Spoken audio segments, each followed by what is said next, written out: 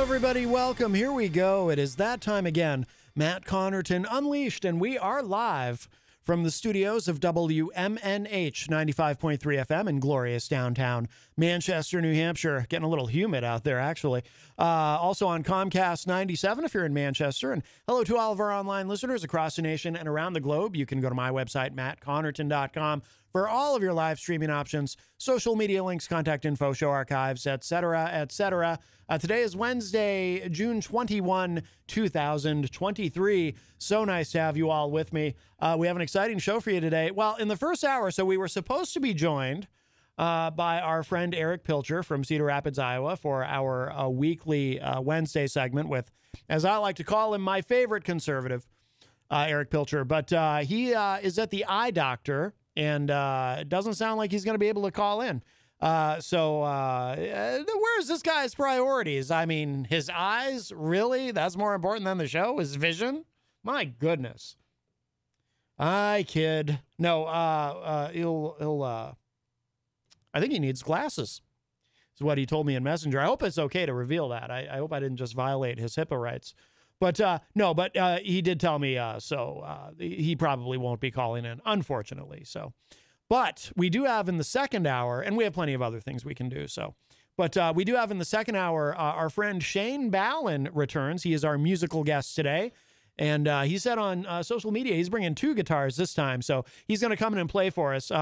We had him on the show a few months ago. He came in and played for us. Absolutely amazing. I love his voice. Great songwriter.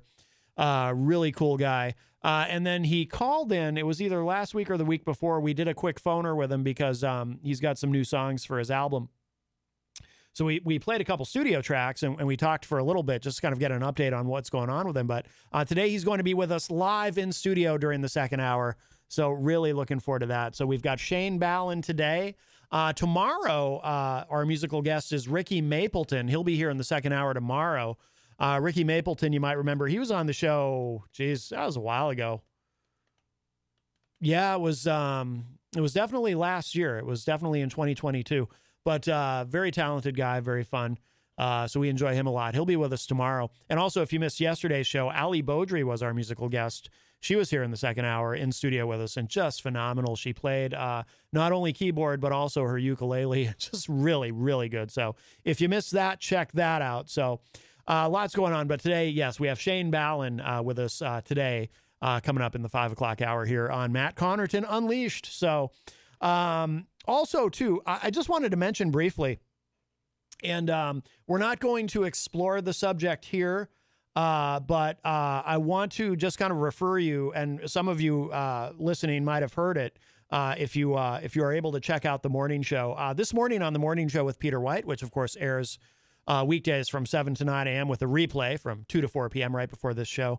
They did a segment about the news regarding the newest updates regarding the Harmony Montgomery case. And again, we're not going to get into it here. It's so tragic, and it's just very, very sad, obviously, and just terrible. But also, I don't feel like I have anything to necessarily add.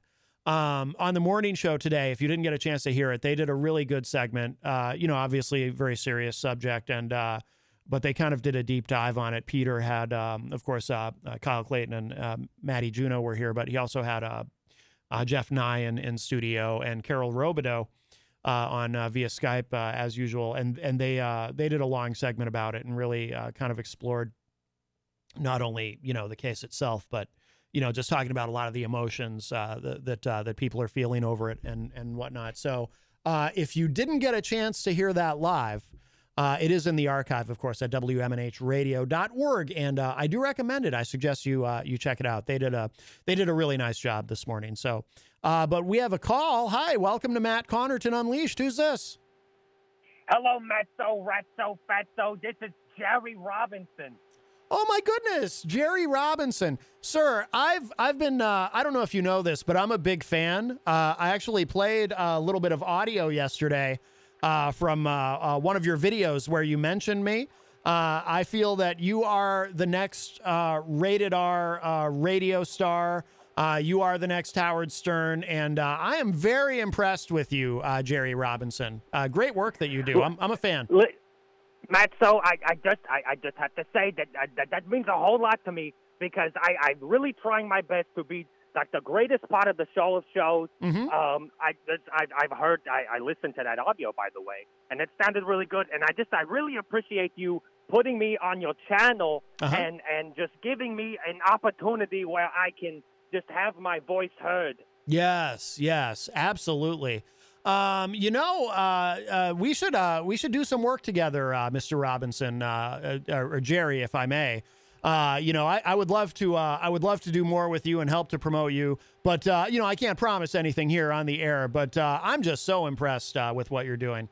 It's next level. I really appreciate. I would love nothing more than to work side by side with WMNH's very own Matzo Ratzo Covington. That would just be the greatest thing perhaps in the history of radio. I think it would be too. I agree. I don't think I've ever been so excited to work with another human being. I just have one real quick question. Yes. Not that makes me crazy or anything. Sure, but, sure. Yeah, no. Listen, I know that there's people that you've had previous history with, scumbags and losers. Yeah. But quite frankly, I'm challenging Crazy Joe. Oh, we don't. To an election. Well, we don't. Well, the people, the masses, of course. Yes. Can determine who will be the next shock jock in radio, the show of shows. Yes. He won't answer any of my emails. Yeah. So I just want to know if I have your support of being crowned the next. We'll just say supreme leader. I'm like the Kim Jong-un of rock and roll. Wow. Yes. We don't talk about that guy anymore here. But yes, Jerry Robinson, you are the man. Absolutely. You are. I will. Okay. Honestly, Jerry, I don't usually endorse candidates as a matter of policy, but I'm going to go ahead and endorse you. You, sir, you have my vote for not only the savior of real rock and roll, but really for anything that you're running for, sir. I'm that impressed with you. Listen, Matt, I really appreciate. I have to get back to work. I don't sit in an apartment all day and make stupid videos. But we'll get together in the future. We'll come up with a great campaign. Yes. And I'm gonna make you minister of propaganda of my radio show. Matt, have a great day. I will talk to you soon. Check your email. I'm going to be sending you some emails. And if you haven't heard me before, listeners, you can find me on YouTube at The Crazy Jerry Show, not to be confused with other people. Right. Or not Joe, Jerry Robinson's Video Chronicles. Yes, absolutely. Wonderful, sir. Yes, and I've already subscribed, and I encourage everyone to do so. Excellent. Thank you very much, Matt. You have a fantastic rest of your day. Jenny, you have a great day, too. Thank you. Oh, it's our pleasure. All right. Thanks, Jerry. Bye-bye. Oh, that was wonderful. Jerry Robinson. Yes. He is a YouTuber. And by the way, that's legit. If you go on YouTube, it's, I subscribed. It's Jerry Robinson's Video Chronicles. Great stuff. I mean, a lot of it, obviously, I couldn't feature it here because there's some language. It's not safe for work, as they say. But no, I'm a big fan of Jerry Robinson. He vaguely reminds me of somebody else, but he has clearly much more talent. And I would love to work with him. I don't care if he's even he sounds like he might be an older guy. I don't care if he's even technologically challenged. I would be willing to. Let me put it this way. Let me just put it this way, and this is a little inside, but if you know, you know. If Jerry Robinson, this is how enthusiastic I am about him. If Jerry Robinson was trying to email me a file and he just couldn't quite figure out how to do it, I would drop everything I was doing. I would drop everything I was doing at a moment's notice to help Jerry Robinson figure out how to get that file to me because that's how impressed I am with him. Just great. But yes, check him out on YouTube. You'll be very glad that you did. Jerry Robinson's Video Chronicles. Excellent. Wow. Wonderful to speak with him. 603-250-6007 is the number if you'd like to join us today. 603-250-6007. You can also text me at 617-917-4476. I'm on social media at Matt Connarton. You can email me, matt@mattconnerton.com. And of course, you can interact and opine in the Facebook live chat. But the best thing to do so that we can hear and enjoy Your dulcet tones is to give us a call at 603-250-6007. What did I forget to mention? I forgot to mention something there when I was giving the contact info. I'm distracted now. I'm so excited to be working with the great Jerry Robinson. Truly an up-and-coming talent, if you will. That I forgot. What did I say? I said the phone number, right? I said you can text me. I gave the text number. Email me, matt@mattconnerton.com. You can interact and opine in the Facebook live chat. I'm on social media at Matt Connarton. Okay, I think I got it all. But the best thing to do, of course, just give us a call on the studio line, 603-250-6007. And by the way, if you're just joining us, our friend Eric Pilcher is not here with us on the phone for our usual Wednesday segment. He is at the eye doctor. His eyes have been dilated, so he probably can't even see his phone. I know that when I go to the eye doctor, I cannot, I can't, when they put the drops in, can't see anything too well for a little while. And then, of course, there's that stage of it where, the vision starts to clear up, but then it's difficult to look at anything because of the bright light. I think I have to make an appointment, actually. I think I'm due for a checkup. I go every 6 months to the eye doctor because of my pigmentary glaucoma. Don't worry, I'm on drops for it. I'm not going to go blind or anything. But yeah, so I know all about going to the eye doctor and all the great joys of it. Yes. Let's say hello to everybody in the Facebook live chat, and then we will get into some stuff. Mike from Queen City Cabinetry joins us in the Facebook live chat. Of course, Mike, not only one of our great sponsors here at WMNH from Queen City Cabinetry, but also one of our co-hosts on Retro Spectrum Radio, Friday nights from 8 to 11 p.m. Retro Spectrum Radio right here on WMNH. I have the honor and privilege of being one of Paul's co-hosts on that show, along with TJ Steve and, of course, Mike from Queen City Cabinetry. This Friday on the show, we're doing part 2 of original demo recordings of popular songs. And we had a great time Friday night. Learned a lot, too. And I'm looking forward to part 2 this Friday night on Retro Spectrum Radio. That's going to be a lot of fun. Let's see. Easy G is in the Facebook live chat and says, Happy Prince Spaghetti Day. Yes. Jenny, of course, is in the chat and says, Shalom, peeps. Oh, Dylan Reynolds is in the chat. And Dylan says, I hope Jerry Robinson calls. Yes, Dylan. Hopefully you were listening when he did. And I'll tell you what, very, very excited to work with that man. By the way, Dylan Reynolds, check him out on social media. Very talented musician. And you should support what he does. Very talented. Geez, actually, maybe Jenny can. Jenny does all the booking for the guests. Maybe Jenny can schedule Dylan for an interview on the show. Dylan did call in once before, but about another matter. But I would love to talk to him about his music. Let's see, who else have we got in here? Yardbird Blue Sky, who I'm pretty sure I'm gonna go out on a limb here, but I'm pretty sure he is from Greensboro, North Carolina. He says, or she, or they, good afternoon, hashtag Matt, we say to you from us. Hi, hashtag Jen Coffee, we say good morning. And it's morning with no G, but instead an apostrophe. That's how they talk in Greensboro, North Carolina. Yardbird Blue Sky knows the dialect, of course, in that part of the country, being from the South. Yardbird Blue Sky also says, we will be performing soon as we can. Hashtag Matt Connarton. We are covering some of good pop songs. We say, who is your guest on your show? Hashtag Matt Connarton. Well, we have Shane Ballin coming in the second hour. Yardbird Blue Sky says, Ricky Mapleton, we say. Is that right? Hashtag Matt Connarton. No, Ricky Mapleton is tomorrow. Today we have Shane Ballin. Let's see. Jenny really enjoyed hearing from Jerry Robinson. And Yardbird Blue Sky says, wow, that is so true, we say. Yes. And Yardbird Blue Sky says, wow, demos volume 2 on Friday of Retro Spectrum Radio with Paulie C. We are from Greensboro, North Carolina, and we are good friends with Isaac Banks. I get the impression that everybody in Greensboro, North Carolina knows Isaac Banks. J-Fed, of course, joins us in the chat room and says, good afternoon, everyone. Good afternoon, J-Fed. Welcome to the program. Let's see. Oh, I wanted to mention, too, what is going on at the Hop Knot. They've got a big event Friday, but I want to pull this up on social media. I want to make sure I get it right. And also, Ali Beaudry sent me the list. We discussed yesterday. One of the things that she does is she books all the guests at the Hop Knot, our amazing sponsor in the Brady Sullivan, right across the street at 1000 Elm Street. They've got those delicious gourmet pretzels. They have an ever burgeoning series of craft beers. Okay, she sent me starting in July. She's going to be there July 1st at the Hop Knot.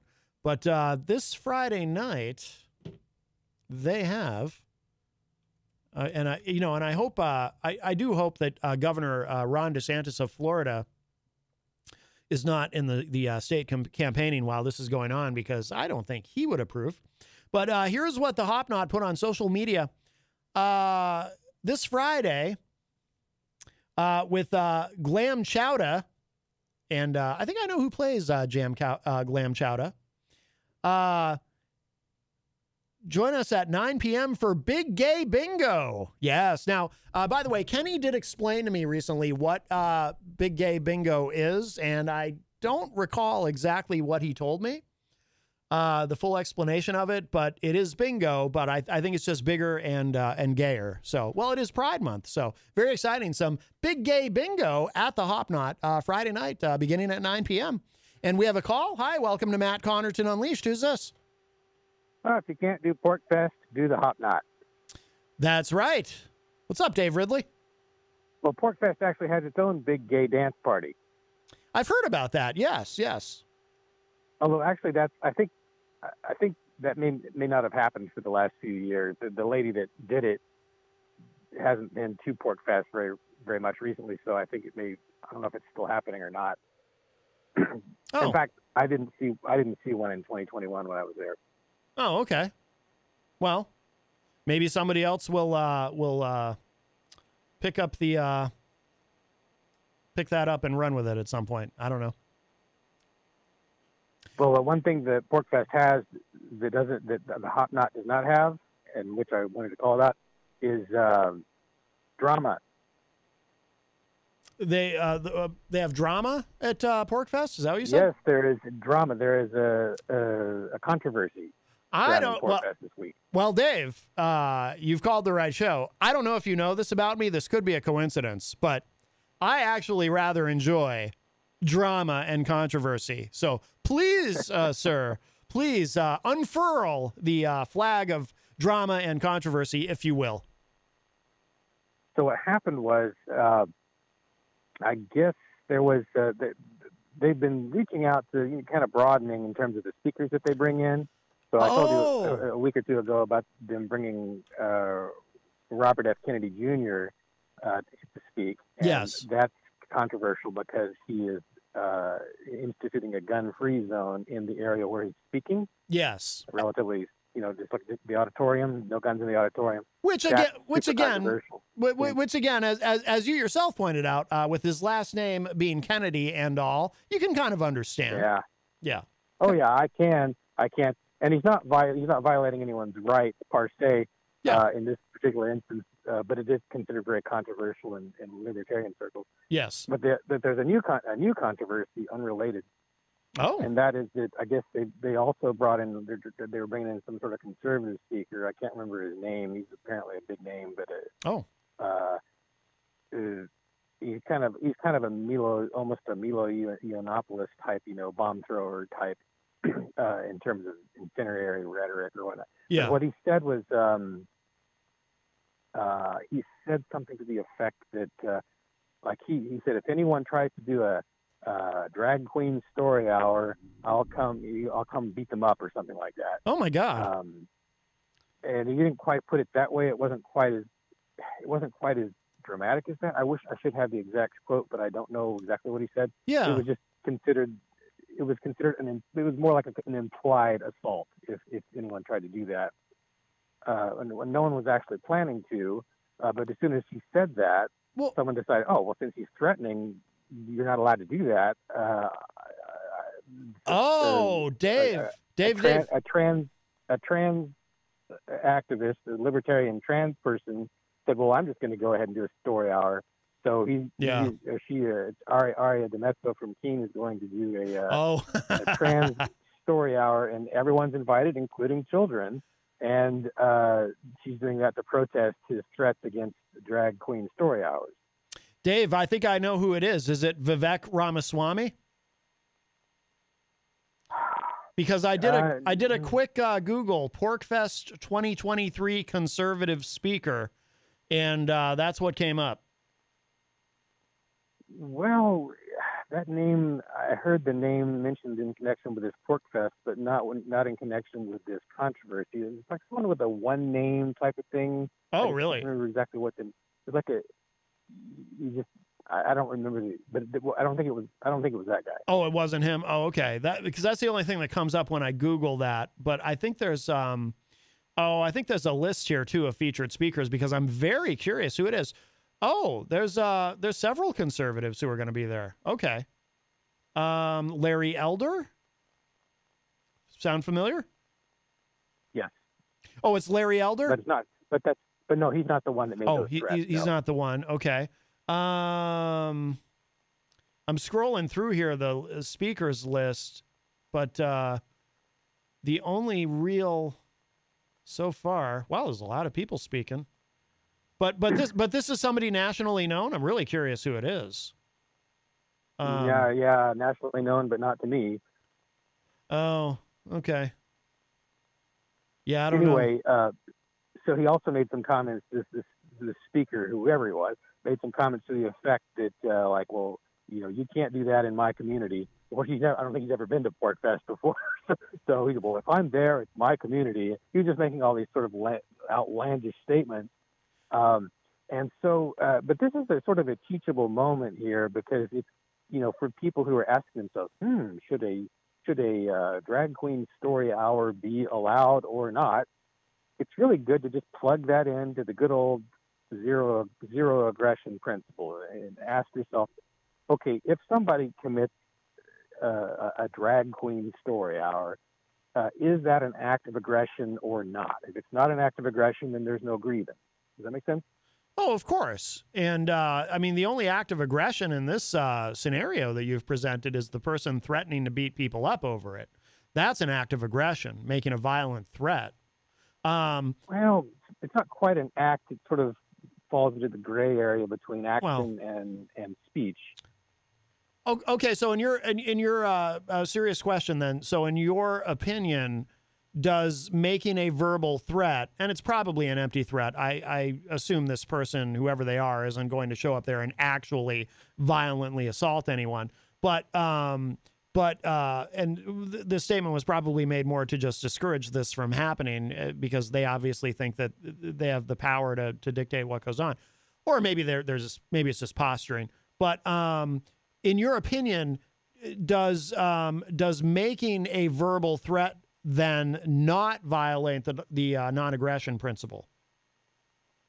It pushes it right up to the line. Maybe it bends the line. I think it, like I said, it falls into the gray area. It's not just speech, because you're talking about committing action and possibly encouraging other people to do the same thing. Incitement. By doing so. So it's bad. Is it an act of aggression to say you're going to hurt somebody? It's right on the line. That's where I put it. Okay. I was just curious. Another question too. So this individual, did they, in what context was this threat made? Did they say this publicly, or did they say this to the organizers and you got word of it, or how was this presented? I don't know, but I do know that Free Talk Live, the libertarian, flagship talk show, they invited this guy, whoever he is. Again, I'm sorry, I don't remember the name. Yeah. They invited him to be on the show and make his case, and I guess he refused to appear on the show, they said, last I checked. So he won't go on Free Talk Live, but he's going to show up at PorkFest and speak? That is what they said on Free Talk Live a few days ago, but I don't know what's happened since then. Yeah. Oh, interesting. I might have to go to that. I really want to know who this is. There must be a way to find out. It's just like super curious. People refer to him by just this one syllable, but I just can't remember what the syllable is. Really? I'm sorry for not researching this better before calling, but it's such a complicated process to call in. I don't always have my laptop open and able to look up the background data because I don't know if I'm going to get on the air. I don't know if I can even call in. Right. So it's all I can do just to pick up the phone, figure out what you guys are talking about, Yeah. or to listen to the show first or whatever, and then make the call. It's just if I add the element of going back and looking at my notes, the call never happens. So I apologize. I understand. That's okay. And do you know, so what, do you know what this person was told? I assume they were told, well, we're not canceling, this just because you don't like it. Right. I assume. Well, there was nothing to cancel at first. He was just saying if something like that happens, as I understand it. Oh, so this isn't even something that's on the schedule. He's just I don't think anyone was planning a drag queen event at Porkfest until he said you're not allowed to. Wow. Well, Dave, as I'm sure you've observed, there are a lot of people who are very preoccupied with this so-called issue to the point where I can see someone being so preoccupied with it that they'll actually preemptively say, "Oh, by the way, don't do this, or I'm going to be really mad." That's kind of where we are right now culturally. It's fascinating and a bit sad in my view that people are so it's crazy that in the year 2023 to me, in my view, that people are so concerned. I mean, I don't know if you know the story, but yesterday, another caller, a friend of ours, Fredo, called in. When I say friend of ours, I don't mean he's in the mafia. I don't mean it like that. I don't want Sopranos fans to take that wrong. But no, just a genuine friend of ours. Was calling in and talking about what happened in Concord. I guess they did a drag queen story hour at Teetotalers, I believe is the name of the place, in Concord, and these guys showed up in masks and they were outside and they were sieg heiling and they had Nazi flags and all this, and because some people, I think what it is, Dave, is some people are not only just full of hate, but they they feel so small that they don't feel like they have any power in this world. So and when I say they feel small, you could take that a number of ways, that they feel like in order to exert some power and feel good about themselves, they have to show up and intimidate people. But that just happened over the weekend in Concord, New Hampshire. You really wouldn't expect that. But yeah, a bunch of these guys showed up. I shouldn't even call them guys. I mean, they're not even, because I don't think real men, if you're a real man, you don't have to show up and be threatening and menacing toward people. That's not a very, that's not a true, in my view, a true expression of what masculinity is or should be. But individuals, a bunch of these individuals, I mean, 5 years ago, I never would have imagined something like that happening in Concord, New Hampshire, of all places. But it did over the weekend. But that's the times we live in. Well, if the threat issue is, in a gray area, the drag queen story hour is not. That is not an act of aggression to go to a place and open a book wearing clothes that someone thinks you shouldn't wear and speaking to whatever age of people are in the room. Mm-hmm. None of that is an act of aggression. It could lead to an act of aggression later, conceivably, or might be connected in some way to an act of aggression, but it is not an act of aggression. So right. Who cares? Right. Well, we're in agreement on that. Absolutely. And I would say to I will. I was just going to add, Dave, and I would just say to anyone who doesn't think children should be, I mean, I just look at it as, well, if you bring your kids to that, maybe it's because you want your kids to understand that there are people who are different, and just because someone is different doesn't mean you should be afraid of them. But I would also say that, to anyone who is offended by the idea or doesn't think that children should be there, well, then don't bring your kids. Don't go and don't bring your kids to it. You have the freedom to not participate. But yeah, go ahead, Dave. What were you going to say? Porkfest is not a conservative event. It is a libertarian event, which means they'll welcome you there, even right. if you're a conservative or a liberal or whatever. Yeah. As long as you don't violate the non-aggression principle while you're there. Yeah. I did notice on that list, it looked like there are several conservatives. Obviously, no one who fit the description that you presented. But has anything like this ever happened before, Dave? Do you know where there was somebody going to speak there who was who was controversial in some way, or not necessarily just a conservative? I mean, RFK, who's ostensibly a Democrat, he's challenging for the Democratic nomination. Although some of his views, I think, are I don't know if conservative is even the right word. I think he's a little I don't want to say, but I'm not necessarily qualified to make that diagnosis clinically. But anyway, has this ever happened before where there's been some sort of controversy over a speaker? Well, I don't know about that, but there was a drag queen event about maybe 7 years ago that I remember just seeing a few drag queens walking around. I think they had an event, but I didn't see the event itself. That's the only thing I've seen that would be related. In terms of controversial speakers, I just don't remember. I mean, they have had speakers that aren't, libertarians. Oh, sure. Yeah. Sure. Yeah. But I don't remember one where everyone walked out or turned their backs or anything like that. I just may be forgetting. Okay. Yeah. I was just curious.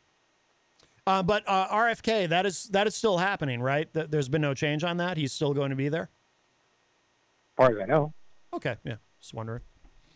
All right. Yeah. And that dude, I mean, I don't know a ton about him, but every time I see him in the news or doing anything, the guy is batting it out of the park in terms of taking a pro-freedom position and wiping the floor with anyone who wants to debate him. And I really do appreciate that. Whatever I might not like about him, it just seems nice to see, a little bit of a pro-freedom voice in the Democrat Party. Sure. I mean, I don't like what he has to say about vaccines, but I'm very pro-vax and pro-science, pro-medical science, and I don't like that. I cringe at that stuff, but yeah, I mean, he is another voice out there. I mean, I think he's a bit of a crank. I don't think he's all there. Now, let me just put it that way. But sure, I can appreciate him, putting himself out there. Certainly, and I'm all for having more voices, not less. So anything to add, Dave? That is all. You can still, I think people still have time to go to PorkFest. You don't have to have a ticket in hand or anything like that to go to the festival itself. I think you can just walk right up to it. Oh, so what does the ticket get you if you buy a ticket? Ticket lets you go deeper in. There are certain events, I think, like certain areas that are just, you got to have a ticket. I mean, you might have a ticket to get on the grounds, but I don't think it's the type of ticket that sells out. I think anyone can get in to Rogers Campground. You might have to pay to get in. Oh, okay. But I think an endless number of people will be let in, as I understand it. It's just a pavilion area, I think, that requires like an advance purchase or whatnot. And also advanced purchases are very helpful if you want to stay overnight. Oh, okay. I'm sure that all the lodging on grounds is already sold out. And sometimes the hotels start running out of rooms, in other parts of town. Yeah. I understand it. Makes sense. Makes sense. Are your allergies? Do you have allergies, Dave? You sound like you're... I don't have allergies, but my voice has been... speaking of Robert F. Kennedy, my voice has been kind of, softer lately, or it's the lower tones or something like that don't come through as well as they used to. I've noticed you sound different. What if... It happens to all of us. What if... Not all of us, but the best of us. I was going to say, what if this isn't really Dave Ridley I'm talking to right now? Well, at least you've got virtual Dave Ridley if anything happens to me. That's true. We do have, and I did, I did find him recently. We had lost virtual Dave Ridley for a while, but I have located him. So who knows? Perhaps he'll pay us a visit at some point during the show today.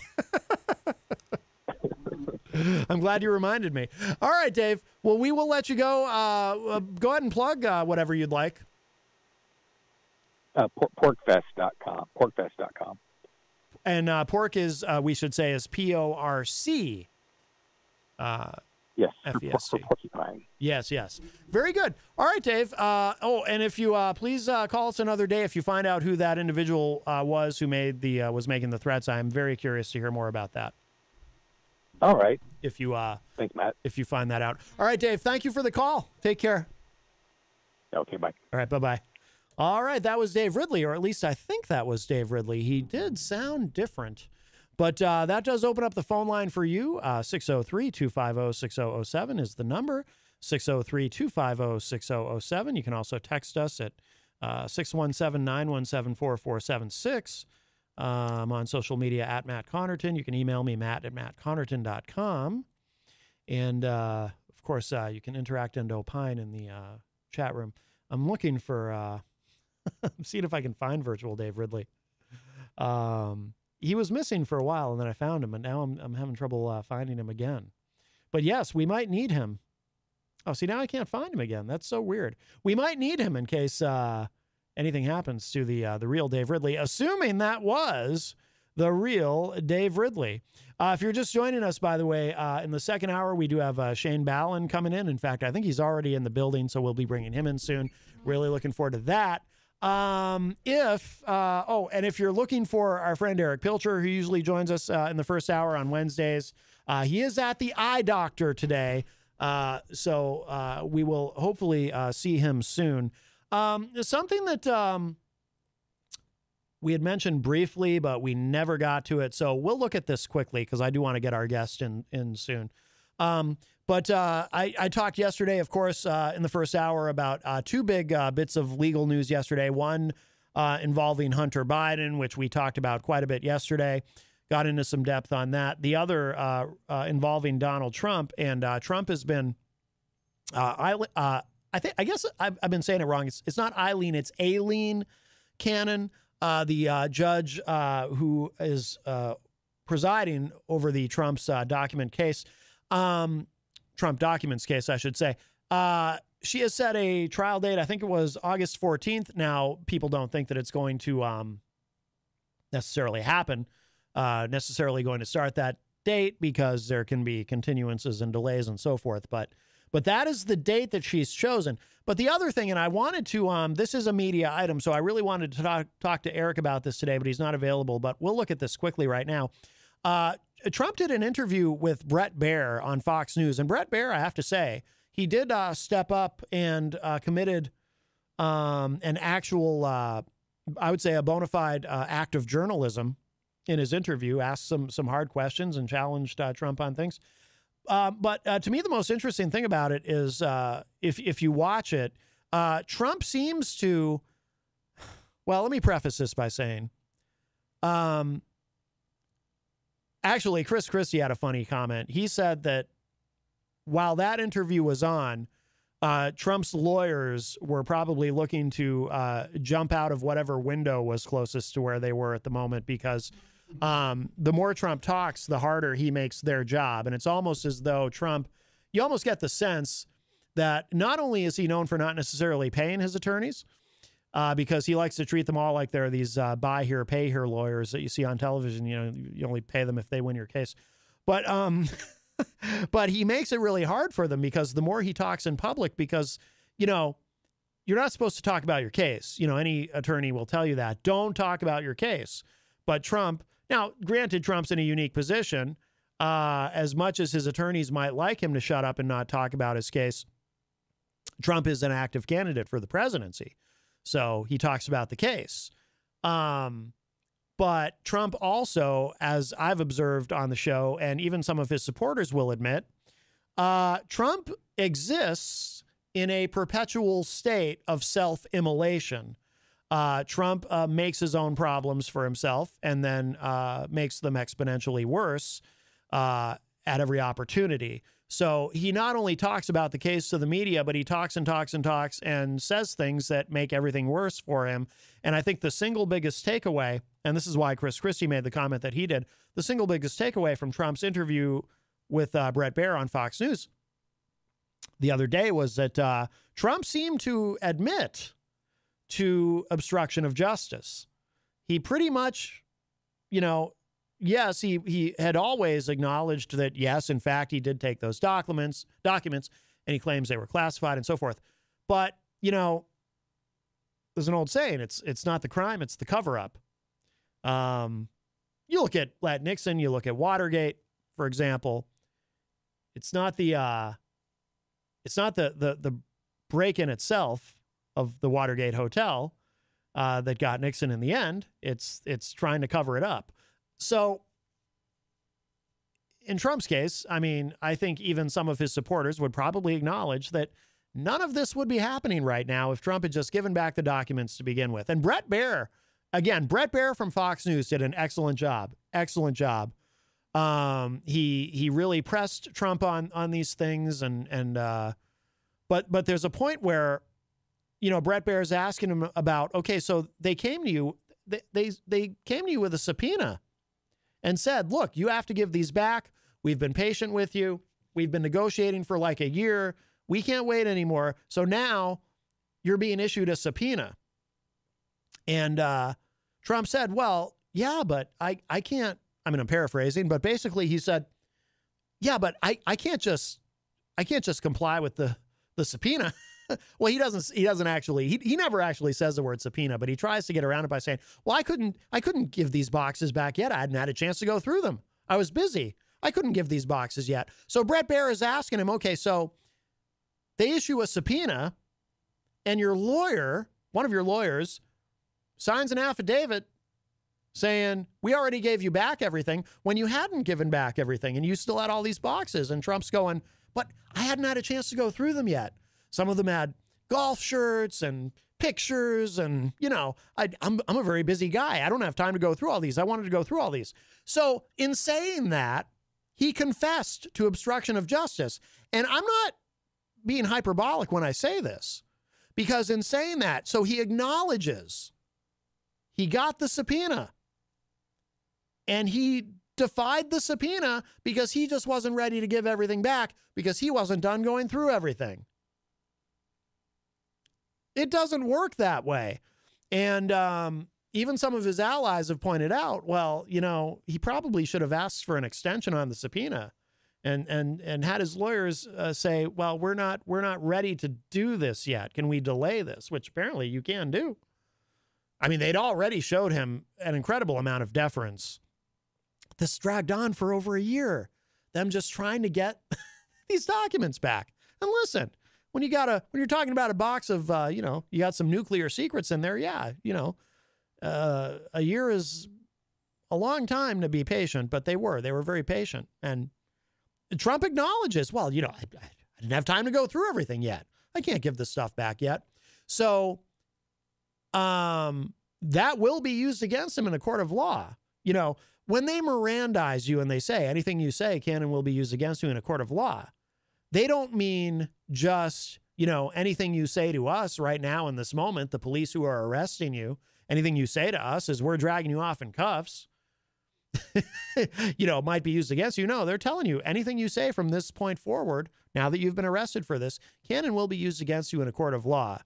And obviously that Fox News interview, more than anything else he has said or done since this started, that Fox News interview will be used against him in a court of law. It's just shocking. And, you know, I understand the game. He figures he's got to do this stuff because it helps his fundraising. And the people who most desperately want to believe him, his disciples, they will believe anything he tells them.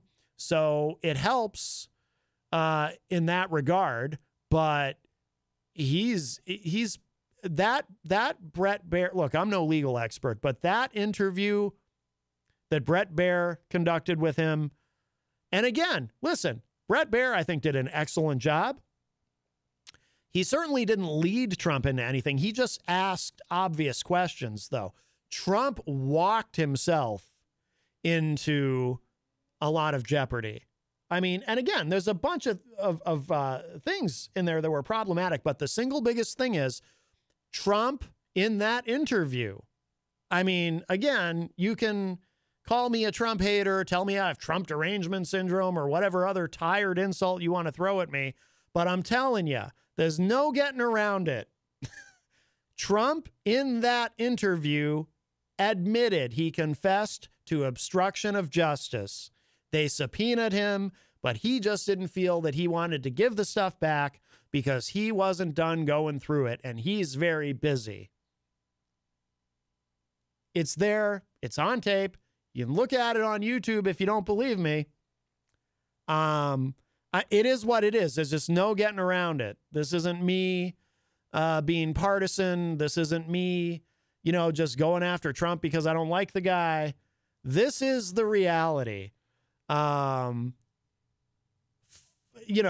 If you can find any kind of a legal expert who can tell you that what I'm telling you isn't true, God love you, but you're not going to find one. This is what happened. That he just, again, like I said, he exists in a perpetual state of self-immolation. Legally speaking, in that moment, he poured gasoline on himself and lit himself on fire. That is exhibit. Well, I can't say it's exhibit A. I suppose exhibit A is the documents themselves, but wow.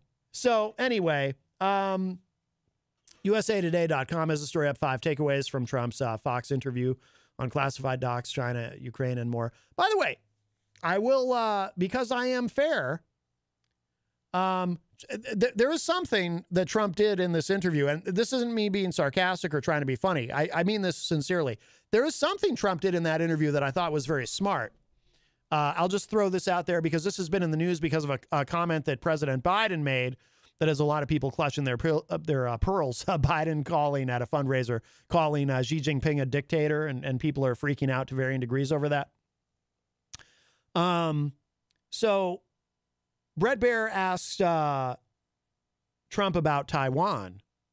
And here's what Trump said. So, because if you remember, Joe Biden, we talked about it on the show at the time that it happened, Joe Biden said, yes, we will defend Taiwan, which is, okay, good in a sense, but I'm a big fan of strategic ambiguity, so I was uncomfortable with it. I'm a little less uncomfortable with Biden saying that at the time in hindsight, but we won't get into all of that.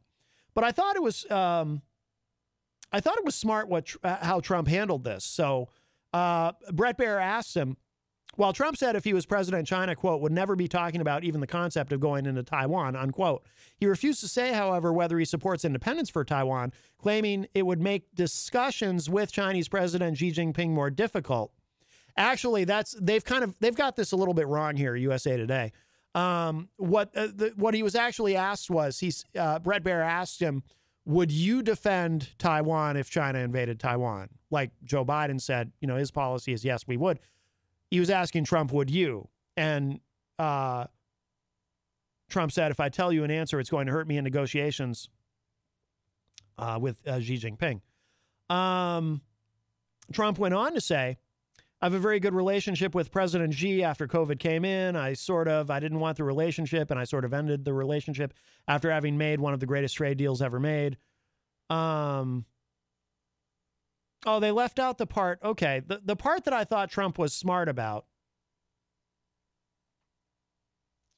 Yeah, they left out the part I was going to, they didn't include it in this article. So I can't tell you verbatim what he said, but the part that I thought was smart was when Bret Baier asked him, so what would you do? Trump said, well, I can't give that away here. It would hurt us in my discussions with Xi Jinping. In other words, Trump seeming to want to reclaim some degree of strategic ambiguity, but I thought this was smart. But he said, but he knows what I would do. Xi Jinping knows what I would do. So there was a little bit of an undercurrent of sort of a veiled, again, ambiguous, but a little bit of a veiled threat. He knows what I would do. I thought that was smart. I thought that was a very smart answer, and Trump got that one right. He played that one well, in my opinion. So there you go. So for those of you who want to be critical of me because you don't think I'm fair to Trump, well, there. I found something in that interview that I think he did right. But the other thing, I stand by that. He literally confessed to obstruction of justice during that interview with Bret Baier. All right. Oh, by the way, Paulie C is in the Facebook live chat, mentioning, of course, this Friday night, Retro Spectrum Radio with Paulie C. and an all-new Shower Time with DJ Steve Friday night at 8 p.m. So looking forward to that. That's always a lot of fun. All right, we're going to take a quick break. We're going to bring our guest in a moment. But I'm going to, before we get him, I'm going to play another one of his studio tracks that he had sent us. We'll play this song. Oh, you know what? I want to play this. We'll play this Charlie's remix. Charlie's song, the remix that he did with Mr. Goodbars. Let's play that, because this got a really, really good response from everybody last time.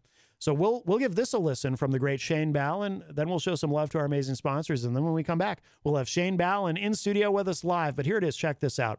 This is the Charlie remix from Shane Ballin and Mr. Goodbars here on Matt Connarton Unleashed.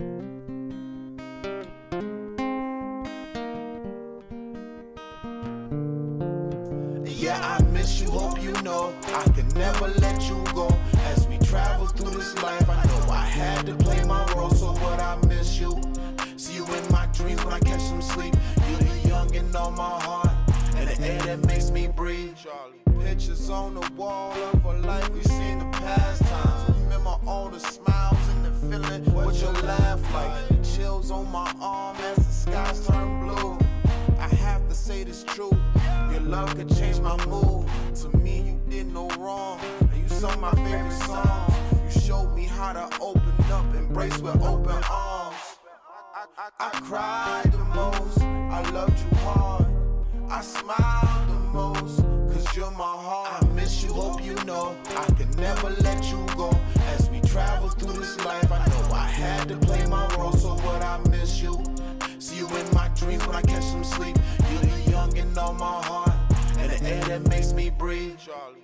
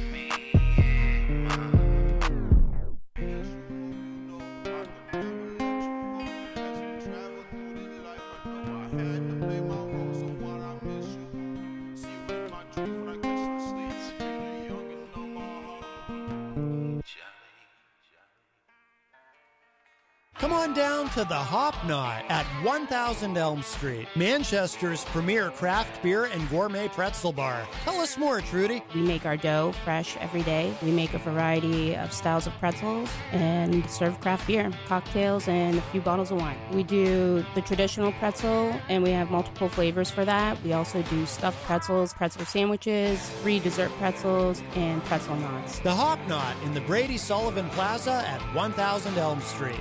Bring your kitchen to life with Queen City Cabinetry, located at 87 Elm Street in the historic Sunbeam Mall in Manchester. Open Monday through Friday, 9 a.m. to 5:30 p.m. and Saturdays, 10 a.m. to 2 p.m. They can be reached at 603-222-2007 or on the web at queencitycabinetrynh.com. Come see the possibilities. Queen City Cabinetry, another proud sponsor of WMNH. Clemento's Pizzeria, family friendly, awesome for a date night. Clemento's Pizzeria, for delivery, call 603-782-8450. Clemento's Pizzeria, the best pizza in town. 1875 South Willow Street in Manchester, New Hampshire. Best cocktails around. Come in as friends and leave as family.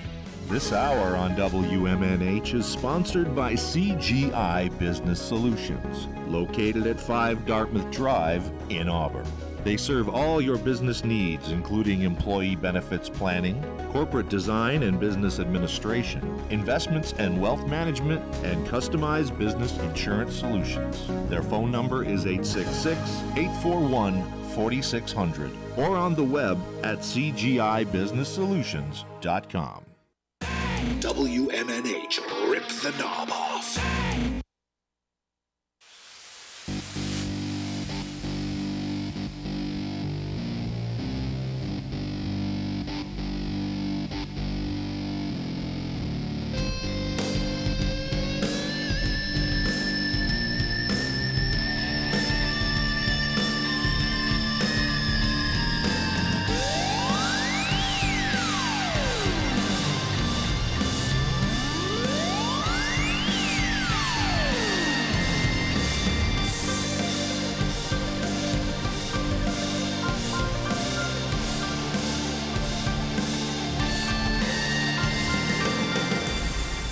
Welcome back, everybody, as we cruise in hour number 2, numero dos of Matt Connarton Unleashed.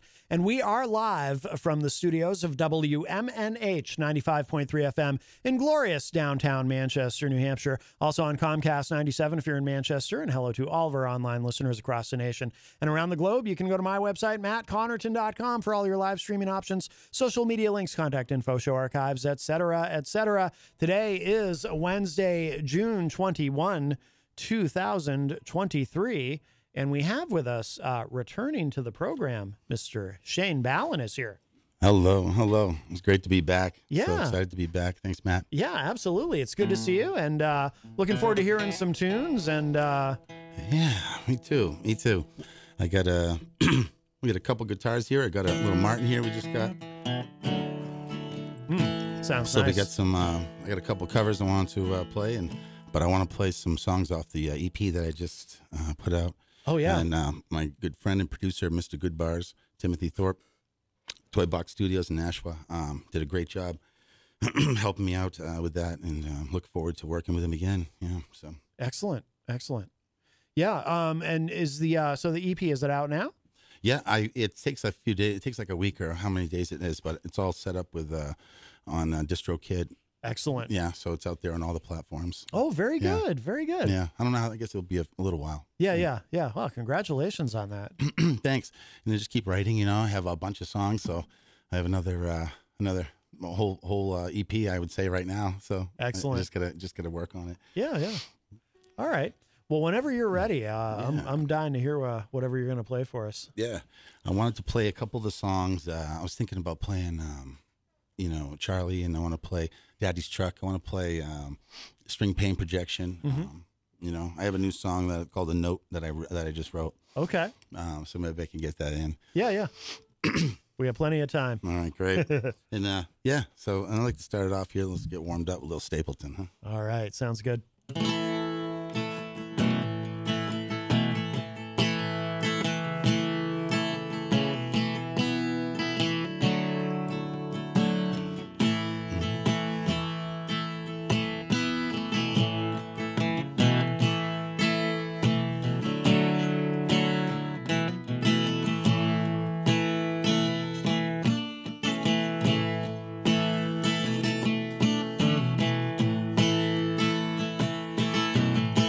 I've seen my share of broken halo,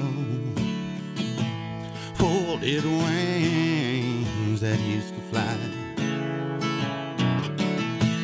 If I've gone wherever they go, broken halos that used to fly. Angels come down from the heaven, come to help us on our way. First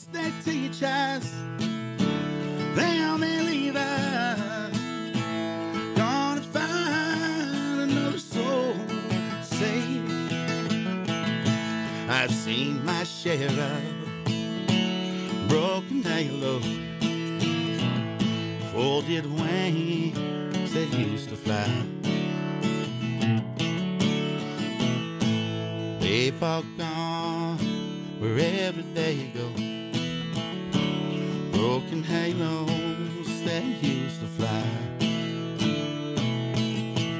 Broken halos that used to shine. Don't go looking for the reason.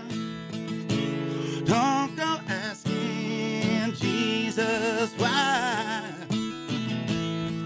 We're not meant to know the answer. They belong to the by and by. They belong to the by and by. I've seen my share of broken halo, holding wings that used to fly.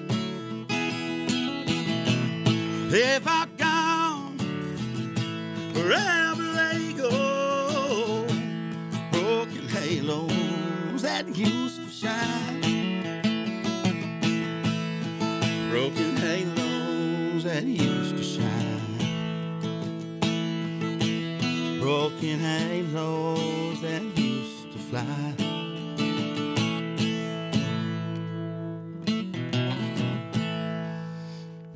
Little Stapleton. Ah, it's beautiful, beautiful. I love it. By the way, I was going to say, by the way, Sarah Lorraine Prince is in the Facebook live chat and says, excited to hear you perform the song you wrote with my mom.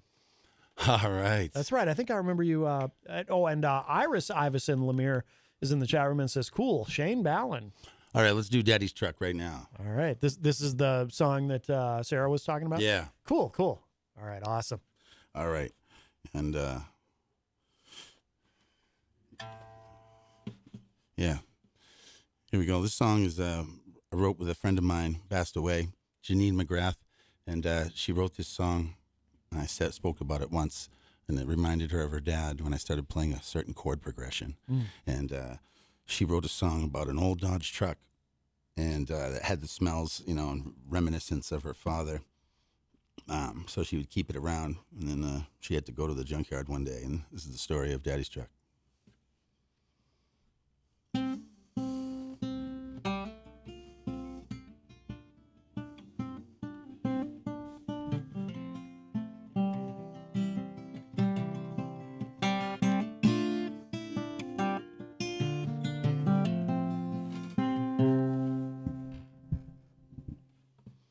I can still smell tobacco when I climb inside my daddy's truck. 3 on the tree on daddy's knee. He taught me how to drive her down an old dirt road.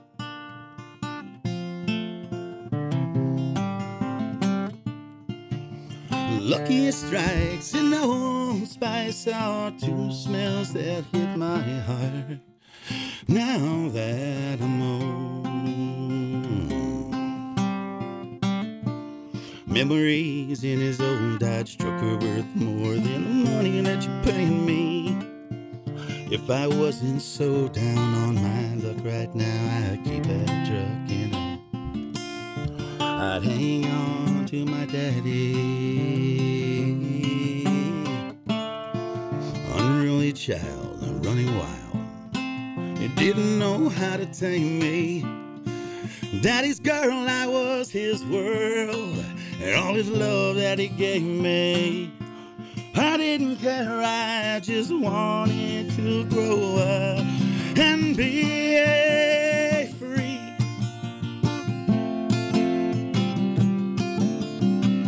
Memories in that old Dodge truck are worth more than the money that you're ever gonna pay me.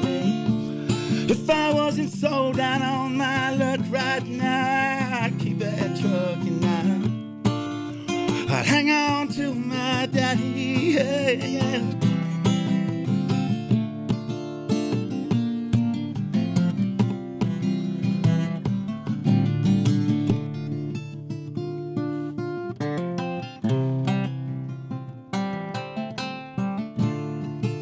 As I take that gun rack down, now my heart breaks with every painful turn of the screw.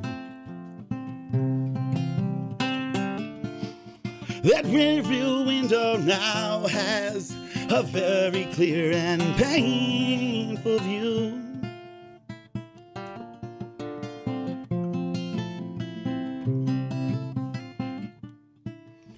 Please fix her up, don't junk her.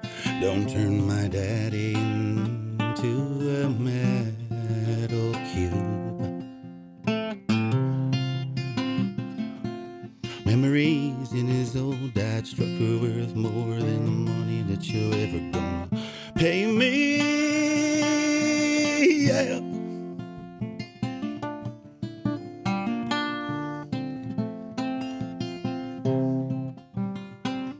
Memories in that old Dodge truck are worth more than the money that you ever are gonna pay me. Wow. That's yeah, you played that last time too, and just amazing. Thank you. Our friend Rhonda Favero from California in the chat room says, having just lost my beautiful husband, this song is so resonating with me. Thank you. Wow. You're welcome. I'm glad it helped. Yeah, yeah. And sorry to hear that, Rhonda. Wow. Yeah, sorry. Absolutely. But sometimes music can bring out the pain and make you, reminisce, but in a way that heals you in a sense. Yeah, so. yeah, absolutely. And Sarah said, thank you, Shane. You're welcome. Yeah, yeah. Thanks to Janine. And Yardbird Blue Sky says, hashtag Shane Ballin, we say awesome song. Very nice, very nice. And I see another name in there too, Iris Iverson Lemire, who I assume is... That's my mom. Oh, that's your mom. Yeah. Excellent. Okay. Very nice. Very nice. That's good. All right. Well, you want to keep going? Yeah. Cool. Cool. I'm not going to do that one, though. I was going to say, that sounds familiar. What Passenger. Is it? Oh, yeah. I would like to do another cover though. This goes out to my dad and down in Florida. Oh. Yeah. So this song right here is by Luke Combs. It's called Even Though I'm Leaving.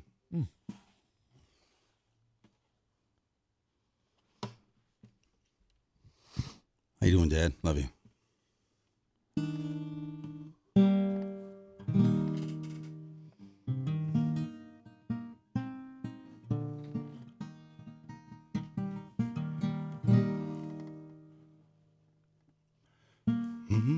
Daddy, I'm afraid.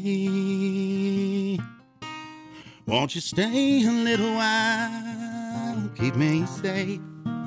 'Cause there's monsters right outside. Daddy, please don't go. I don't want to be alone. 'Cause the second that you're gone, they're gonna know. And before he left, he grabbed my hand and said, even though I'm leaving, it don't mean it. I won't be right by your side when you need me and you can't save me in the middle of the night. Just close your eyes and say a prayer. It's okay, I know you're scared when I'm not here, but I'll always be right there. Even though I'm leaving, I ain't going nowhere.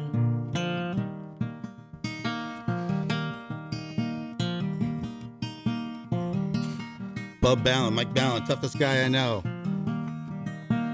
Dad, we're gonna be late. Uncle Sam don't like to wait. You got a big old plane gonna take me far away. I know I act tough. There's a churning in my gut, 'cause I just can't call you up when things get rough. And my daddy turned and he grabbed my neck and said,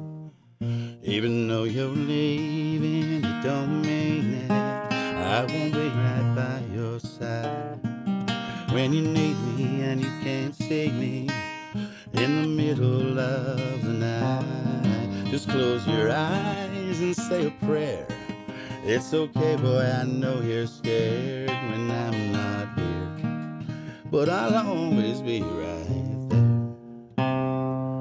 Even though I'm leaving, I ain't going nowhere.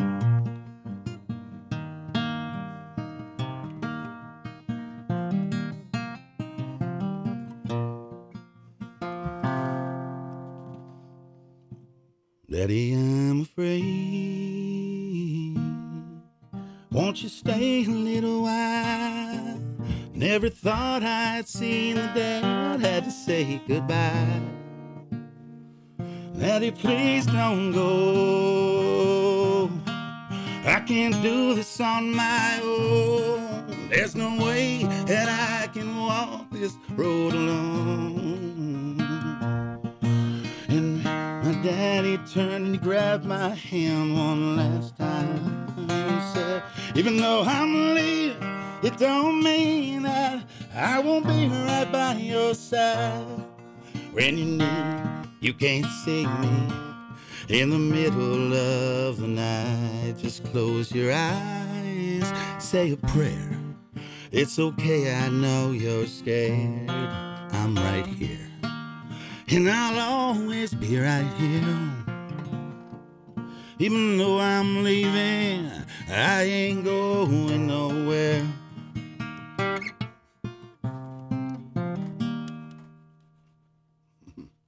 That's beautiful. That's really beautiful. Thanks. By the way, we just had this person did not identify themselves, but we just had a message come in on the text line.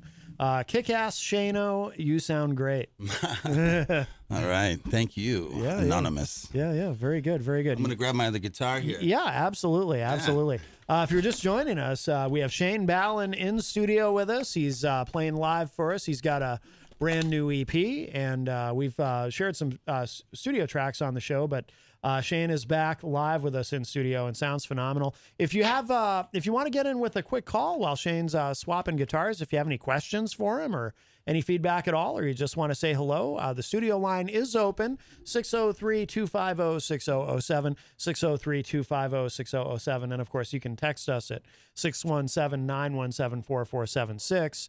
You can also interact and opine in the Facebook live chat, of course, and got a very full chat room today.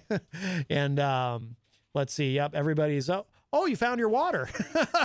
That's good. Shane was commenting earlier. He thought he'd left it in the car. It does get dry in here. That's for sure with the air conditioning going and whatnot. But yeah. So Shane is here, and while he's getting ready to play for us some more too, I want to remind people. Oh, actually, you know what? Let's go ahead and grab this call. I think we've got Shannon on the line. Hi, Shannon. Buenos tardes. Oui, or something. Good afternoon. Yes, good afternoon. What's going on? Shane, beautiful singing, beautiful Thank playing. you very much. Appreciate that. All right. That was my 2 cents so I can hear you play some more. Okay, wonderful. Thank you, Shannon. We appreciate the call. Thank you. I appreciate that. Whoops. All right. Very nice. Very nice. All right. So you now just to tell us why the switching of the guitars. What's different about this guitar? I have some heavier strings on the other guitar. Yeah. This guitar has some lighter strings on it.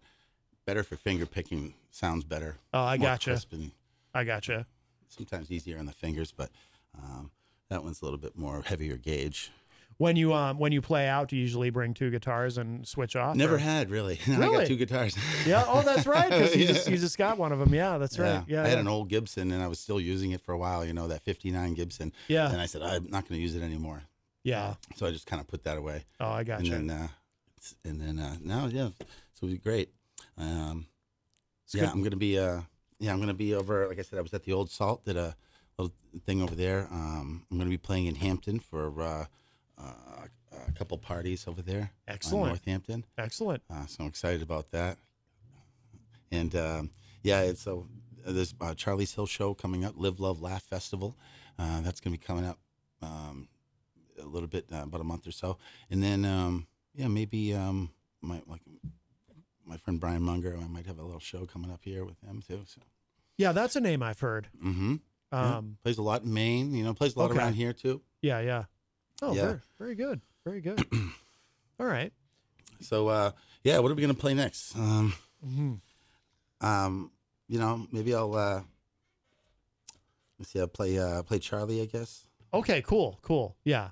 So this is the now we should clarify too for people. So on the EP, there's 2 different versions of this, correct? There's Yeah. I was recording this, and Mr. Goodbars, Tim, he goes, he said he had an idea already. As soon as he heard it, yeah, and he put the bass behind it, and I said, "Wow, that's great." I didn't think of that song like that, or any of the songs that I was playing with the fingerpick style. It seemed very folk and slow, and when you put that to it, it just gives it life, and you feel like you can merge the genres like that. Yeah, you yeah. see that a lot with country right now. Oh yeah, yeah.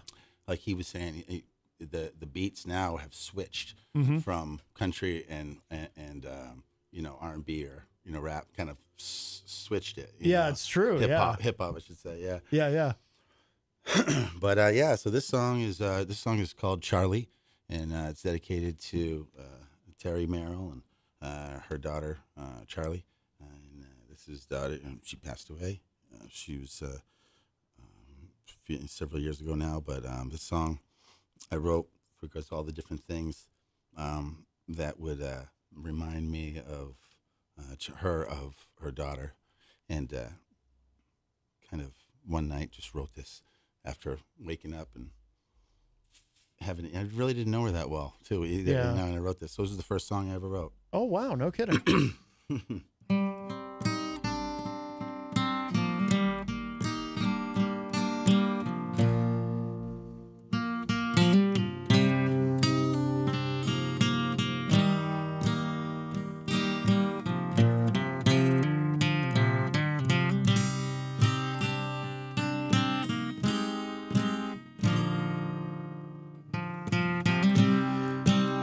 Saturday night jams and loving hands,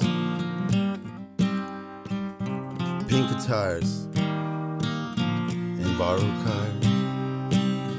The distance between us is closer than you think.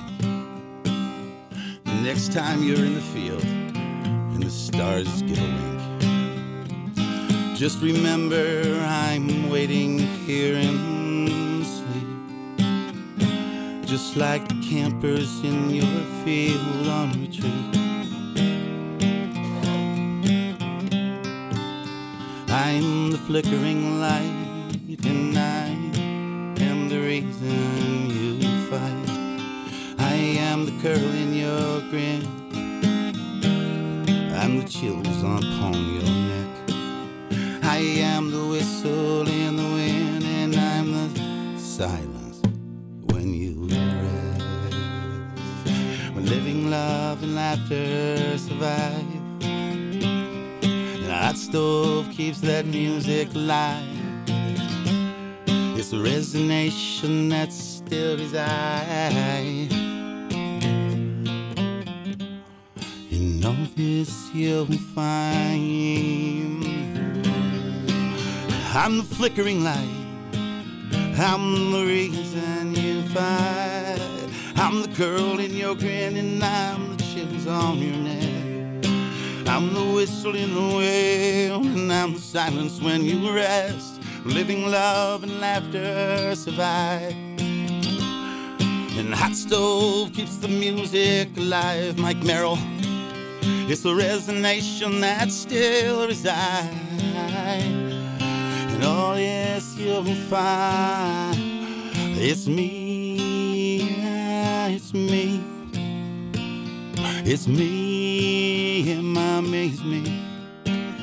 Oh, it's me, it's me, oh, it's me, Charlie, me, Charlie.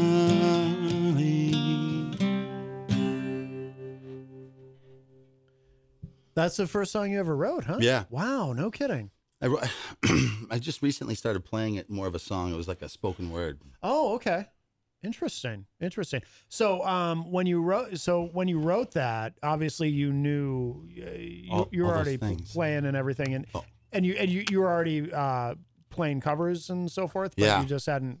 Yeah, I was playing covers, lots of covers. Okay, yeah, but that was your first time. And I think I was playing like some sort of progression, with that progression in a song. Yeah, which is thousands have the same. Yeah, progression. yeah. It's changed slightly, but right. Don't call me Ed Sheeran. But yeah, it's and then I just kind of applied that into there, and yeah, wow. Then I noticed you get a feeling as a songwriter starting off that you want to keep using that kind of progression. Then you go, I got to change it. Right. All my songs are going to have that same thing, even though you can change it up to make it sound different. But yeah, so I'm trying to, find different ways to make different melodies here. Yeah. And that's another thing I'm really excited to keep working with. People who are looking for, especially, like hip hop and R&B, looking for beats, looking for, riffs and guitar, finger picking too, like that, because you hear that in a lot, different, trap stuff or. Oh yeah. So. Absolutely. Oh, by the way, the person who sent that message on the text line, that was. She said, thanks, Matt. It's his number 2 fan, Carrie. His mom is, of course, number 1. Hey, Carrie. She's great. Thanks, Carrie. Oh, very nice. Very nice. All right. Oh, and Yardbird Blue Sky says, great song, #Shane. Thank you. I was going to play String Pain Projection. Yeah. This is the title track, right? This is the title track. Excellent. I wrote this song when I was sitting in front of a wood fire and watching a bunch of bands out there afterwards. It just takes like one line. You feel one line all of a sudden. I was watching Van Morrison was talking about that on an old video you can find too. He says that with Bob Dylan. He's standing there and he says, about songwriting, and one line popped in my head. I don't know why. I wrote it down, and that leads to another line, and it leads to a chorus, and the next thing you know, you have a song. Yeah. But you sometimes you think of something and you go, I should write it down, but you got to write it down because it might be a good song. Right. Otherwise, you'll forget it. Yeah. Go eat a snack. Yeah.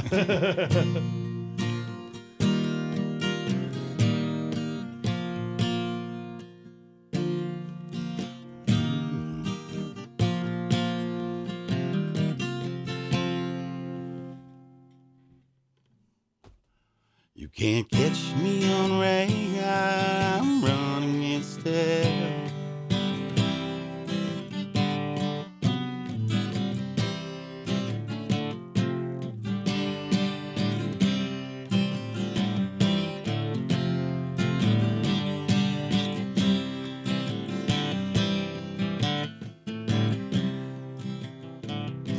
You can't catch me on radar, I'm running instead.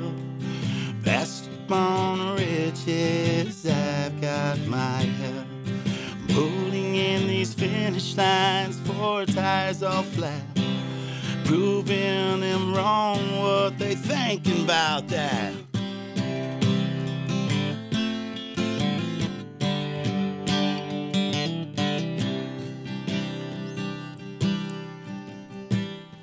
I rise like a phoenix and land on my feet. With felines abilities to fire my wings.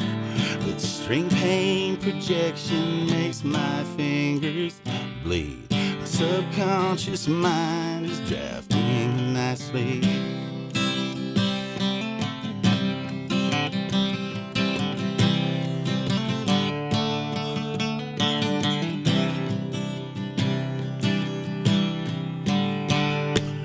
I'm feeling rhythm in everything. Like my cat on my chest purring in his dream. The wind's howling outside like a banshee scream. I've been known to make a 6-string sing.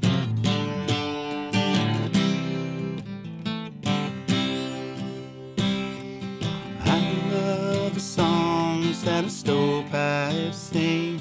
The creep some confusion to the dream. Creaks and bangs when a screamed over swings.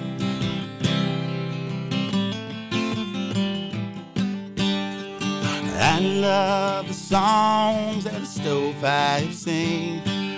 Oh, creaks and the bangs when a screen door swings. And I love the smells that a campfire brings. The smoky infusion into my blue jeans. Can't catch me on the radar, I'm running in stealth. Fast up on riches, I've got my health. Pulling in the finish lines, 4 tires all flat. Proving them wrong, what they thinking about that.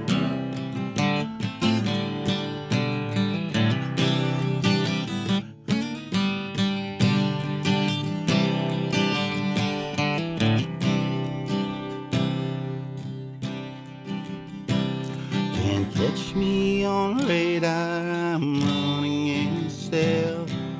Fast upon riches, I've got my health. Moving in finish lines, 4 tires all flat. Proving them wrong, what they thinking about that?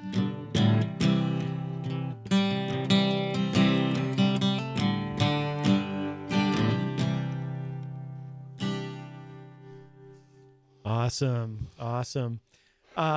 If you're just joining us, Shane Ballin is here. Our friend Melanie La Liberty from Vermont in the chat rooms asked, "Who's the thick cut of meat on the couch?" Shane, have you ever been objectified in quite such a manner? I strangely don't mind it. Yeah. I think she meant it as a compliment. So there you go. Thank you. Strangely don't mind it. That's the best answer. Shane Ballin is here. Of course, he's performing some songs. What do you think, Peter? From his EP. Yes, the giant cardboard Peter Whitehead. He is also often objectified. What does he think? He doesn't say much. I don't know. He's very quiet. But he watches over us.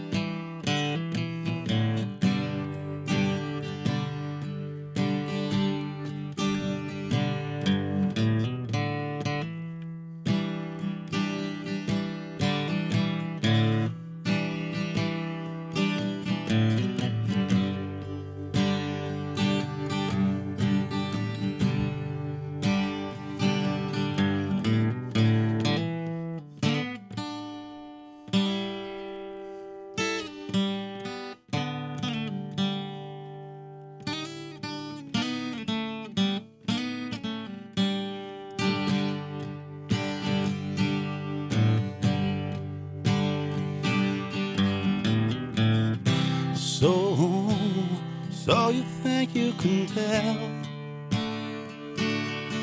heaven from hell, blue skies from pain?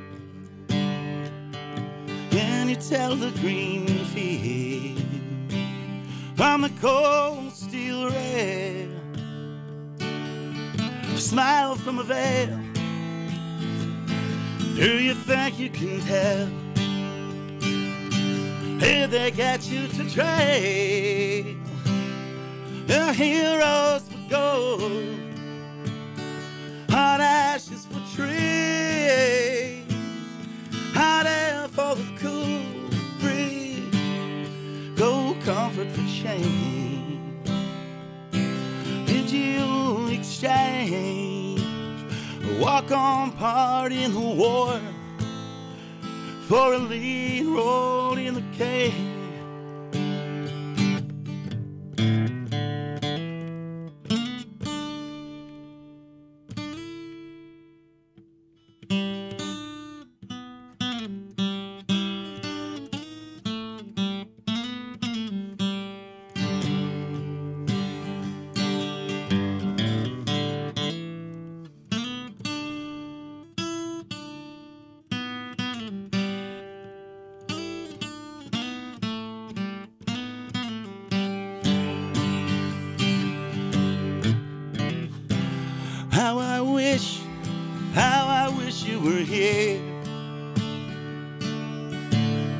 just two lost souls swimming in a fishbowl, year after year,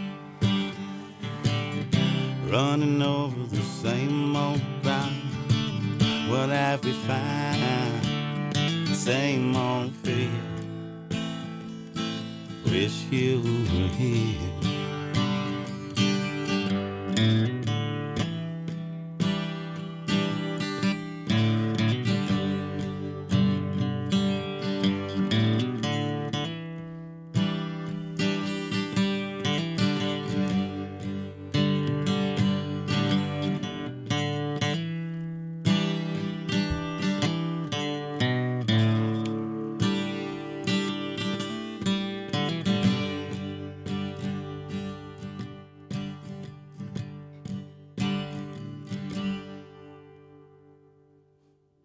I like it. Yeah. Awesome. If you're just joining us, Shane Ballin is here with us live in studio.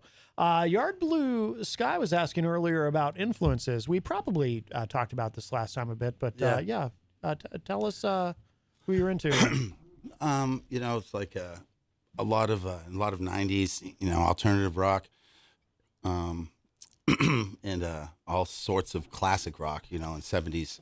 Yeah. Yeah, you just, you know, I would say listen to that. Like a lot of, I like the real, like, not really blues, but powerful belting, like Chris Stapleton, bluesy, but like more like Chris Cornell. Yeah. And stuff like that.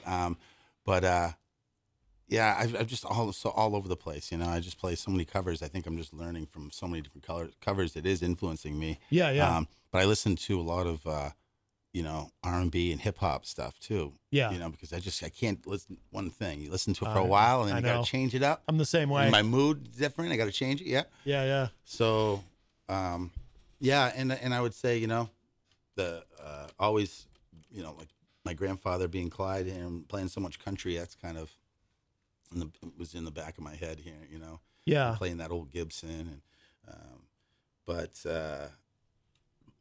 You know, I don't know who else I can think of right now, but I just know, I mean, and I would say people like Brian Munger, people like Joey McDonald, you know, people who are solo guitarists, singers, songwriters, you know.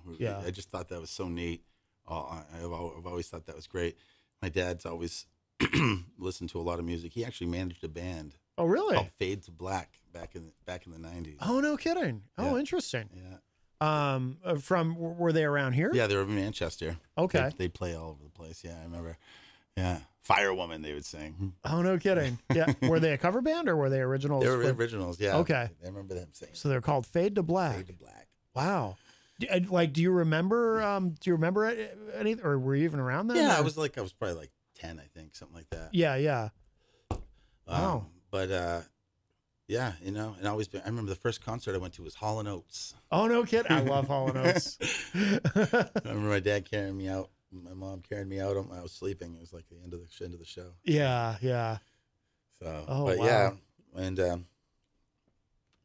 yeah, I have I'm trying to think what song. I have a couple new ones, but there's one here. Oh, yeah.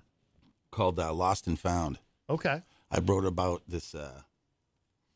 I was going to play the other one, but I wrote it about this. We got time. All right, great. Yeah. Fraternity brothers of mine that from up in Plymouth State College when I went there, and over the years, 30 years, you start having people pass away. Yeah. And this starting it was racking up. I was thinking of several people, you know, so I want to give a tribute to them, you know, because I love them. So yeah. So this was Lost and Found. All right. Yeah.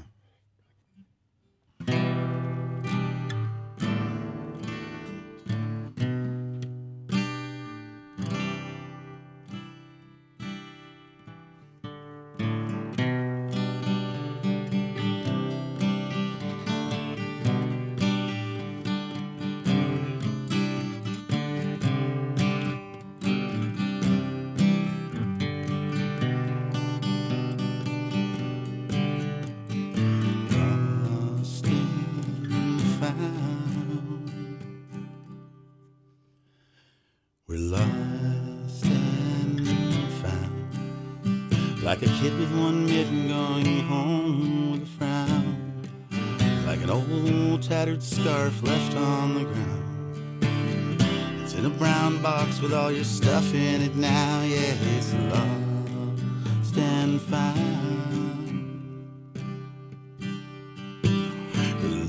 Lost and found.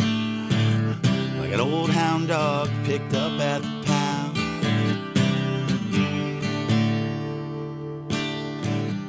Look in your room and it's so empty now.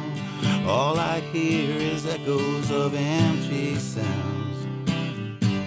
Lost and found. Every week traveling to the next town.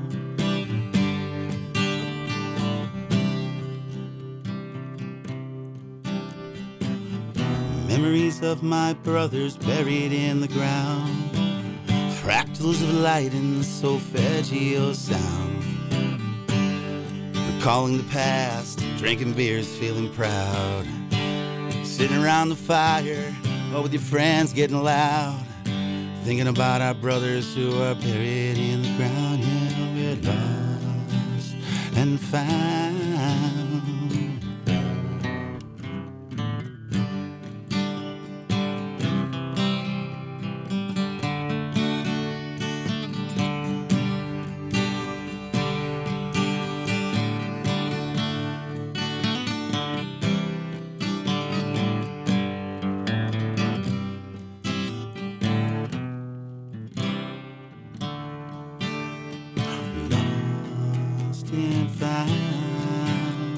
Like a kid with one mitten going home to mom with a frown. Like an old hound dog left at the pound. It's your one last shot to get your life back somehow. It's a little old box with all your stuff in it now. Yeah, it's lost and found.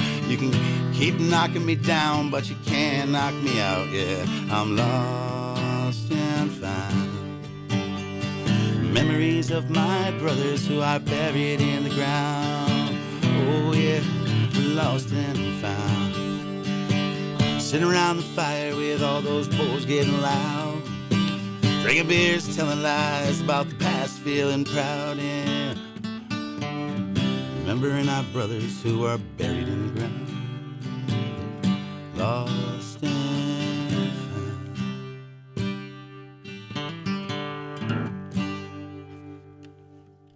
Oh, that's cool. That's a new one? Yeah. Excellent. Excellent. Yeah. Now, is that on the EP? No. So that's going to be on an upcoming. Yeah. Okay. Very good. Very good. By the way, Grimrock is in the chat room and says, right on. Hello from Pittsburgh. Cool. Yeah. Yeah. And there was another name. There was another name I saw in there too. Herzl, Jeremy Herzl, I think. I don't know if that's someone you know. That one already scrolled by, so I'm not sure I got the name exactly right. But yeah, you got a lot of people in there. Excellent. Absolutely. Absolutely. Yeah, you want to sneak in one more? Yeah, definitely.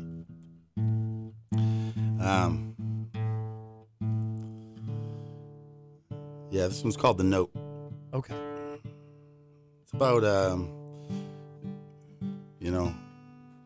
when you leave your note for, it doesn't have to be your kids, but in this case, this is my kids, when they go to school in their lunchbox and left a note in there, and yeah, you don't have phones or whatever, and then if you get split families and they go into their other place for a week, and I can talk to them for a little bit, yeah, and you leave a note.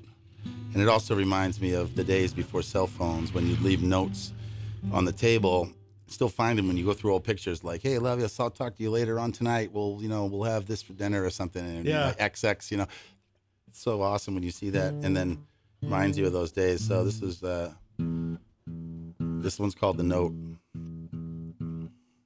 And this is a new one too. Yeah, I just wrote this, so I'm gonna do my very best to remember it all. So this is very new. Yeah, like a couple days ago. Oh, sweet. Okay.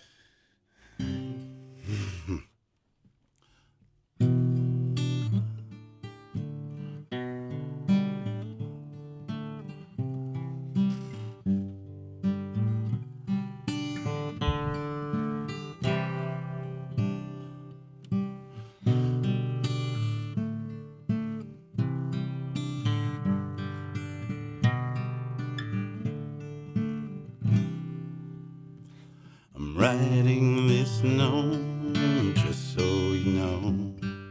That's the thing about you, always when you go. I'm using pencil, but tears could work too.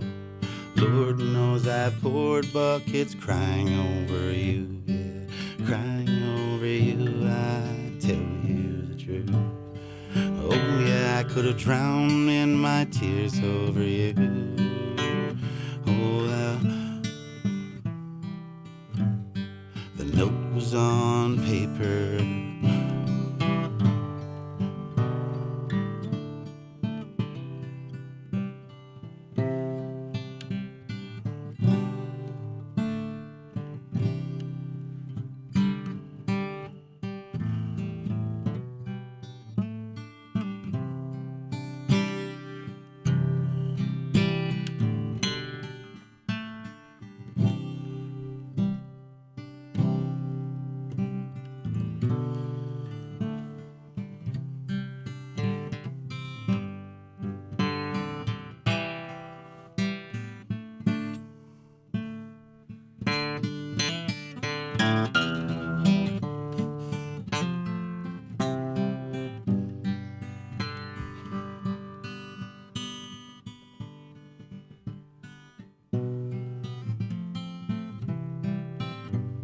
The note was on paper, my hands, they were shaky.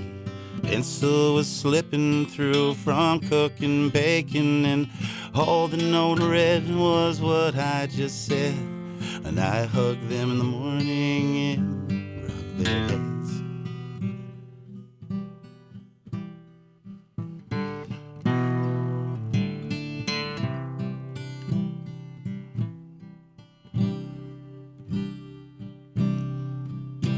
I told them I love them and I always will. I told them I'm proud of them too, and it gives me chills. Hope that they save it for at least today, or color it in their special way.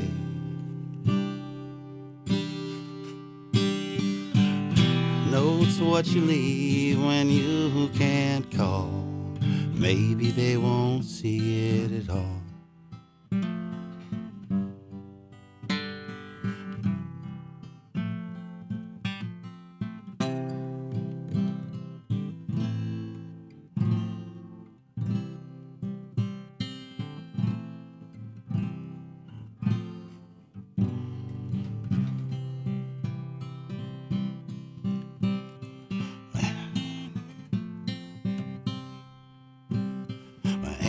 They were shaky from cooking bacon. Note was on paper and my hands were shaking.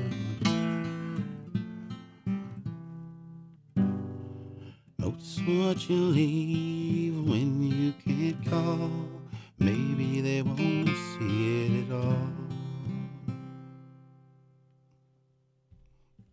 Very nice. So that's brand new. Yeah, Wow. It's just, sorry for the gap. I was trying to remember some lyrics. That's what happens. That's all right. That's all right. When you go live and you don't use notes. Yeah. No, I love it. I love it. Very cool. Very cool. Well, Shane, we're almost out of time, but I want to make sure people know now. The new EP is out, correct? Yes, it's out, and if you look on right now on my Facebook, if you look me up on there, you'll find it, but it'll say available soon. Okay. So, yeah.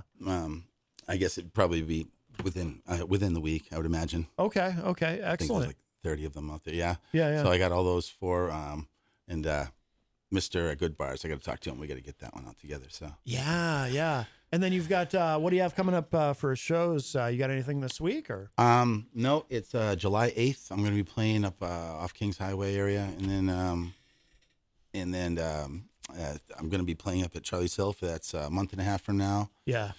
And there's a couple, open mics and stuff that I'm going to be going to. Cool. But those are the only real shows I have. I guess this kind of consumed everything, was coming here and doing the getting everything on the EP. And stuff, so. Yeah. Where's Charlie's Hill again? Lebanon. Okay. Mm-hmm. Yep. Maine. Excellent. Oh wow. Okay. Maine. Yeah. Very cool. Good. And anything else you want to make sure? What should people know about how to find you? We should make sure people know how to spell your last name. Yeah, Balon. Okay. Balon. I might change it to Balin. It sounds better. Shane Balin. So yeah, you can find me on Facebook right now. I got to do a better job of getting a music site up there, but I have all my music I play out there, and you can find me there. Or if you ever want to reach me, I'm not afraid to give my number, 603-294-8142. If you ever have any weddings, shows, or anything you want to have private parties, you want to play, I'd love to do it. So yeah, excellent. Well, Shane, this has been wonderful. I'm actually going to appreciate it. Yeah, absolutely, my friend. Absolutely. It's great to hear you play. I'm actually going to, we'll close out with another, one of the studio tracks that you sent me, this Gingerbread Houses, because we didn't, you didn't play that one today, right? No. Yeah. So we'll end with that one as we kind of fade out for the next show. But thank you again. And of course, if you missed any part of today's show, it'll be up in just a little bit at WMNHradio.org and at my website, mattconnarton.com. Thank you again to Jerry Robinson for calling us in the first hour. That was very cool. And everybody in the chat room. And don't forget, be back bright and early tomorrow morning, 7 a.m. for the morning show with Peter White. And we will end with this. So this is called Gingerbread Houses. This is one of the great studio tracks from Shane's new EP. So check this out. Oh, and don't forget, tomorrow we have Ricky Mapleton with us live in studio. And that's going to do it for us for now. I'll talk to y'all a little bit later. Bye, everybody.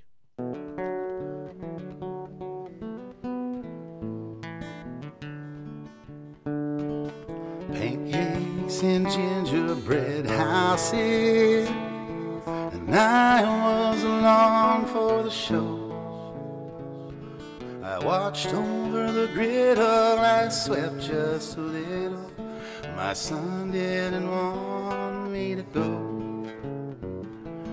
Candy cane, gumdrops, and frostings, each one was sweeter than the last. I met all his friends and I stayed to the end. And boy, did the time go by fast. Boy, did that time go by fast. Today I received a remedy, to cure any father who's sad. I showed up to class, he hugged me so fast, showed everyone I was his dad. Said, everyone, look, here's my dad.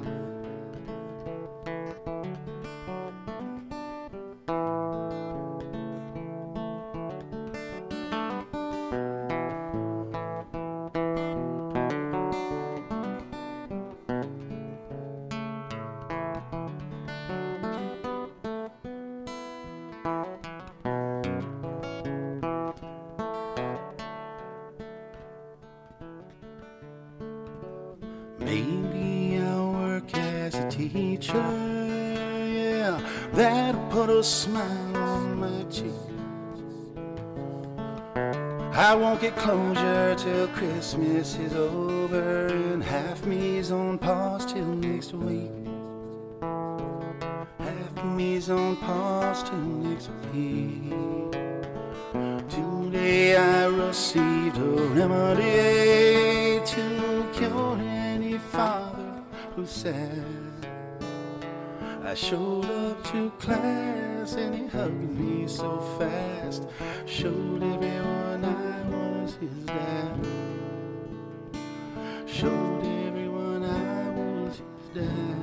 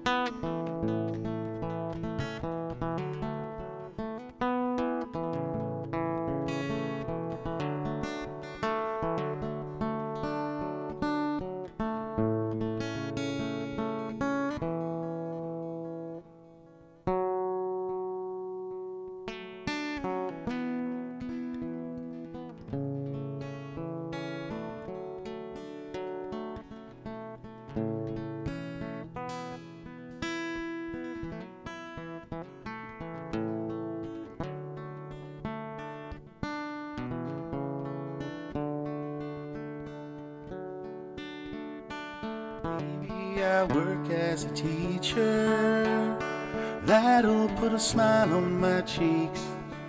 I won't get closure till Christmas is over. Half knees on pause till next week.